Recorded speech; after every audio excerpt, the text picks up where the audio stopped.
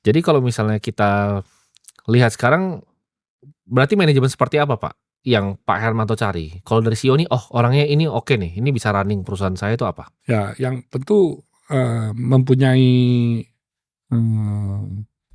apa ya, positive thinking itu pasti harus punya dulu. Ya. Karena kalau positif terus bersemangat, ya pada akhirnya untuk membuat suatu strategi itu kan strateginya biasanya bisa dijalankan dan bisa dicapai. Ya.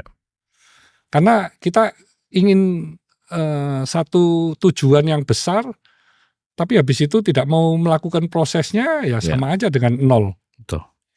Ya kan? Betul. Jadi banyak sekali yang no action gitu, cuma digedein terus habis itu nggak ngapa-ngapain gitu. Oke.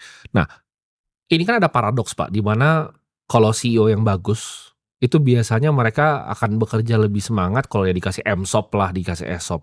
Ya. Itu gimana caranya balance antara insentif? Karena ada hukum ekonomi yang bilang bahwa insentif yang drive semua human behavior. Semua manusia punya behavior, kita drive pakai insentif.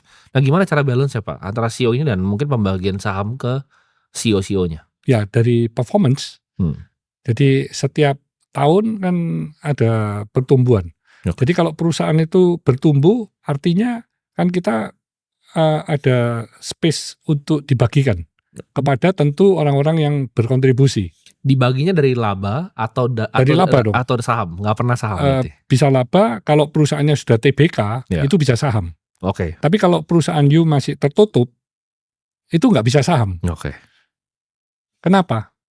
Karena kalau perusahaan tertutup, harga sahamnya itu kan, nanti terjadi perdebatan. Kalau misalnya karyawan atau mungkin sudah level tinggi ya, mungkin level CEO atau director, misalnya dia mau keluar, tapi dia mau ngelepas sahamnya. Nah kalau tertutup kan susah. Ya.